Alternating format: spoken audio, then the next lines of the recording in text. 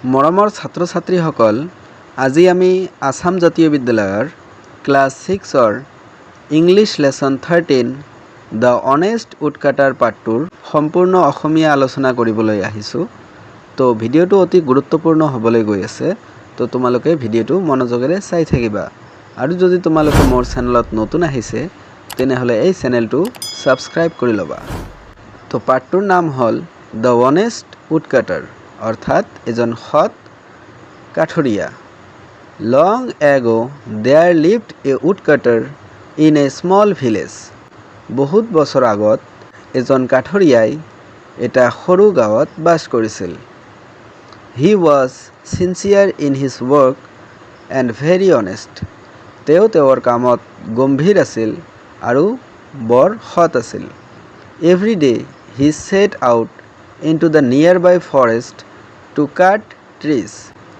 তো প্ৰতিদিনে তেওঁ তেওঁৰ ওচৰৰ জংঘলত গছ কাটিবলৈ যায়। He brought the woods back into the village and sold them out to a merchant. তেওঁ তেওঁৰ পিঠিতকৈ এই কাঠবোৰ লৈ আহে আৰু এজন ব্যৱসায়ীৰ তাত বিক্ৰী কৰে। Thus he earn his living. আৰু সেইটো কৰিয়ে তেওঁ জীৱন যাপন কৰিছিল। He was satisfied with the little money he earned and lived happily. তো তেওঁ যিমানখিনি অলপ উপাৰ্জন কৰিছিল এইখিনিতে তেওঁ সন্তুষ্ট আছিল আৰু তেওঁ আনন্দৰে জীৱন যাপন কৰিছিল। ওৱান ডে ৱাইল কাটিং এ ট্ৰী নিয়াৰ এ ৰিভাৰ। এদিনাখন যেতিয়া তেওঁ এটা নদীৰ ওচৰত এটা গছ কাটি আছিল, his wooden x slipped out of his hand and fail into the river. তো তেতিয়া তেওঁৰ হাতত যিখন কাঠৰ কুঠাৰ আছিল এইখন পানীত পিছলি পৰিছিল। The poor woodcutter became sad at this sudden incident. এই দুখীয়া কাঠৰীয়াজনে এই হঠাতে হৈ যোৱা ঘটনাটোৰ ওপৰত তেওঁ দুখিত হৈ পৰিছিল। He did not have another x with him. তেওঁৰ তাত অন্য কুঠাৰ নাছিল, অৰ্থাৎ তেওঁৰ একমাত্ৰ কুঠাৰেই আছিল এখন। This was the only axe that he had. যে এইখনে তেওঁৰ একমাত্ৰ কুঠাৰ আছিল।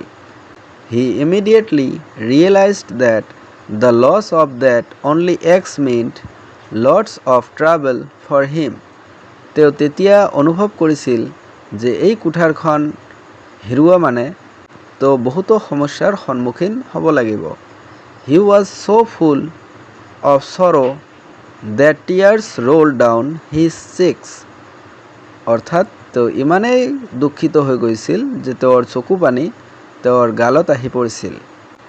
হি sat on the ground, covered his face with hand and burst into a loud cry. তেতিয়া তেওঁ এই নদীৰ ওচৰতে বহি পৰিছিল আৰু তেওঁৰ দুখন হাতেৰে মুখখন ঢাকি তেওঁ কান্দিবলৈ ধৰিছিল। He kept crying for a long time. তেওঁ বহু সময় ধৰি কান্দি আছিল। All of a sudden the woodcutter heard someone calling him by his name. তো হঠাতে কাঠৰীয়াজনে শুনা পাইছিল যে কোনোবাই তেওঁৰ নাম লৈ তেওঁক মাতি আছে। The kind voice asked him to stop crying. এই দয়ালু কথাটোৱে তেওঁক কান্দিবলৈ মানা কৰি আছিল। He raised his face. তেওঁ তেওঁৰ মুখখন তুলিছিল। He saw no' one. তেওঁ দেখিছিল কোনেও নাই। He was surprised and frightened too. তেওঁ আচৰিত হৈ গৈছিল আৰু অলপ ভয়ো খাইছিল। The afternoon sun was about to set. যে আবেলিৰ বেলিটো মাৰ যাবলৈ ধৰিছে। He again looked around him. তেওঁ আকৌ তেওঁৰ চাৰিওপিনে চাইছিল। His eyes caught sight of a beautiful girl in the middle of the river. তেতিয়া তেওঁৰ চকুত পৰিছিল যে এজন ধুনীয়া ছোৱালী এই নদীখনৰ মাজত থিয় হৈ আছে। The woodcutter immediately recognised the water fairy. তো কাঠৰীয়াজনে এই জলপৰীজনক সন্মান যাচিছিল। When the water fairy asked him the reason of his sorrow he narrated the whole incident to her. যেতিয়া এই জলপৰীজনে তেওঁক এই কান্দাৰ কাৰণটো সুধিছিল তেতিয়া তেওঁ এই গোটেই কাহিনীটো বৰ্ণনা কৰিছিল। After knowing that, the fairy asked him not to worry and dived into the river. তো এইটো শুনাৰ পিছত জলপৰীজনে তেওঁক কৈছিল যে তুমি চিন্তা নকৰিবা আৰু তেওঁ পানীত ডুব মাৰিছিল। She told him that she would bring his eggs from the bottom of the river. তো এই জলপৰীজনে তেওঁক কৈছিল যে তুমি চিন্তা নকৰিবা মই এই পানীৰ তলৰ পৰা তোমাৰ কুঠাৰখন লৈ আহি আছোঁ। The woodcutter was very happy. কাঠুৰিয়াজনে তেতিয়া বৰ সুখী হৈছিল। After some time, the reappeared in the surface of the water with a golden axe. তো কিছু সময় পিছত এই জলপৰীজনীয়ে তেওঁৰ এখন সোণৰ কুঠাৰ লৈ উঠি আহিছিল। The woodcutter told her with a heavy heart that it was not his axe. তো কাঠুৰিয়াজনে কৈছিল যে এইখন মোৰ কুঠাৰ নহয়। The fairy again dived into the river and popped up with a silver axe this time. তো জলপৰীজনীয়ে আকৌ পানীত ডুব মাৰিছিল আৰু এতিয়া তাই এখন ৰূপৰ কুঠাৰ তুলি লৈ আহিছিল। Again the woodcutter sadly told her that this was not his axe. তেতিয়া তেওঁ আকৌ দুখিত হৈ কৈছিল যে এইখন মোৰ কুঠাৰ নহয়। This time the fairy smiled at him and promised bring him his wooden axe. তেতিয়া এই জলপৰীজনে তেওঁক চাই এটা হাঁহি দিছিল আৰু কৈছিল যে এইবাৰ মই তোমাৰ কুঠাৰখন তুলি আনিম। Sometimes later the fairy appeared with the golden, the silver and the wooden axe. তো কিছু সময় পিছত এই জলপৰীজনীয়ে এখন সোণৰ কুঠাৰ, এখন ৰূপাৰ কুঠাৰ আৰু এখন কাঠৰ কুঠাৰ লৈ উঠি আহিছিল। The woodcutter was with joy to see his own axe. woodcutterজনে তেওঁৰ পুৰণি কুঠাৰখন চাই বহুত সুখী হৈছিল। He stretched out his hand to receive the axe.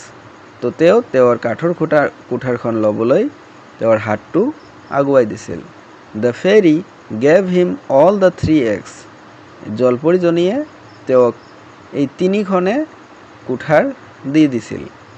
The woodcutter at first declined to take the golden and silver eggs.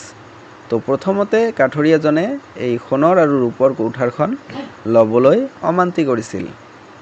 But the fairy told him that she wanted to reward him for his honesty. কিন্তু জলপৰীজনীয়ে তেওঁক কৈছিল যে তোমাৰ সততাৰ এইটো মই পুৰস্কাৰ দিব বিচাৰোঁ। She was very happy to find the fact that the woodcutter was not at all greedy. কাঠুৰিয়াজন লোভী নোহোৱাৰ কাৰণে তেওঁক এই উপহাৰটো দিব বিচাৰিছিল। Greed is a vice, অৰ্থাৎ কুসংস্কাৰ এটা বেয়া অভ্যাস। তো এই কবিতাটোৰ পৰা তোমালোকে কি শিকিলা যে সদায় সৎ থাকিব লাগে। যদি তুমি সৎ থাকা তেনেহ'লে তোমাৰ যিকোনো বিপদ হ'লেও তুমি এই বিপদৰ পৰা বাচি আহিব পাৰিবা। তো আশা কৰোঁ তোমালোকে এই কাহিনীটো বুজি পাইছা। তো মই এই ভিডিঅ'ৰ কুৱেশ্যন আনচাৰবিলাকৰ ভিডিঅ' অলৰেডি আপলোড কৰিছোঁ। তো তোমালোকে ছাইডত ইয়াৰ লিংক দেখিবলৈ পাই আছা। তো তোমালোকে তাত ক্লিক কৰি ভিডিঅ'টো চাই আহিব পাৰা। ধন্যবাদ।